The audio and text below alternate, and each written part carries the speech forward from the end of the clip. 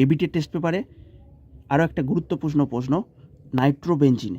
Nitrobenzene আমরা কী করেছি, mix acid দিয়েছি। নাইট্রো মানে কি, নাইট্রো মানে এখানে ইলেকট্রোফাইল আসলে মোস্ট স্টেবিল হয়, মানে মেটা ডিরেক্টিং গ্রুপ। এটা হচ্ছে মেটা পজিশন। ফার্স্টেরটা কী বলি আমরা, অর্থ।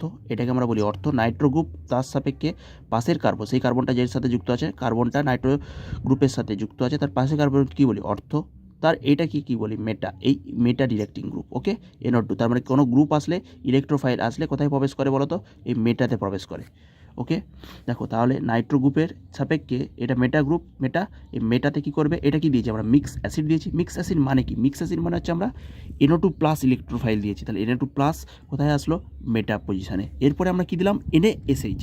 NaSH দিচ্ছি মানে কি, এটা উইকলি রিডিউসিং এজেন্ট। এর পাওয়ার হচ্ছে কম, এ অল্প শক্তিশালী, সেই জন্য একটা NO2কে, এই দুটো NO2 একে অপরের সাপেক্ষে মেটাতে আছে। একটা NO2কে NaSH কী করবে, উইকলি রিডিউসিং এজেন্ট। এই একটা NO2কে কী করবে, NH2তে পরিণত করবে। ঠিক আছে, NH2তে। এরপরে আমরা কী করবো, ZnNH4Cl 50% ETOH। তার মানে সবসময় আমরা কী পাবো, কোন প্রোডাক্টটা পাই, NaOH পাই।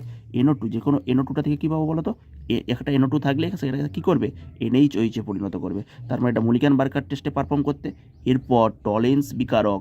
টলেন্স বিকারক দিলে কী বলো তো, টলেন্স বিকারক আমি এটা তার সংকেতটা এখানে লিখে রেখেছি, 2Ag NH3 plus OH minus. তার মানে এই ক্যাটায়নটা থাকে, এ কী করে বলো তো, এই NaOH-টাকে একটু রিডিউসড করে দেয়, একটু অক্সিডাইজ করে দেয়, করে কী করে, নাইট্রোসোতে পরিণত করে।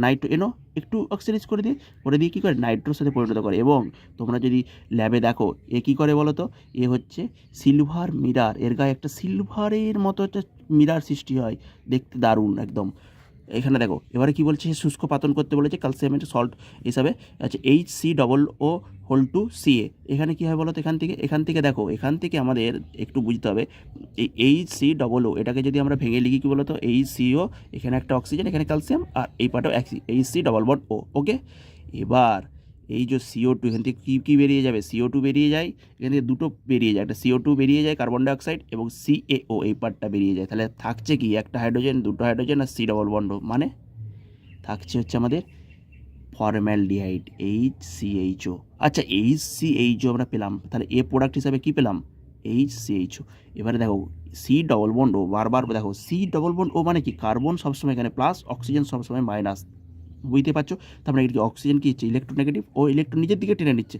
তার মানে কি, এর মাথায় হচ্ছে পার্সিয়াল নেগেটিভ, এ হচ্ছে পজিটিভ। তাহলে এরপর এতে যদি আমরা গিগনাট রিয়েজেন্ট আমরা ইউজ করি, তাহলে গ্রিগনাট রিয়েজেন্ট, গ্রিগনাটের হচ্ছে কার্বন যে পার্টটা হয় নেগেটিভ, আর এখানে যেহেতু আমাদের মেটাল থাকে, মেটাল কি হয়, পজিটিভ পার্ট।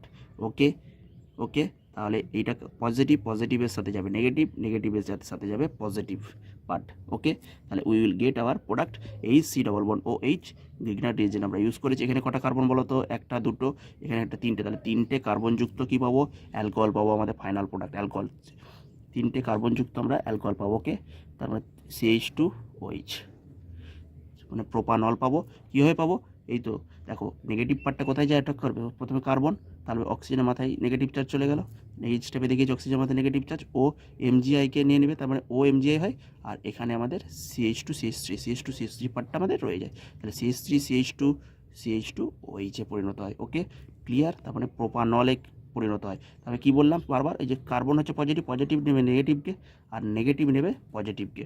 এটাই দেখিয়েছি, ও নেগেটিভ মানে কি, ও নেগেটিভ MgI, তার মানে তো O negative MgI। Okay, like and subscribe the channel for more and more video.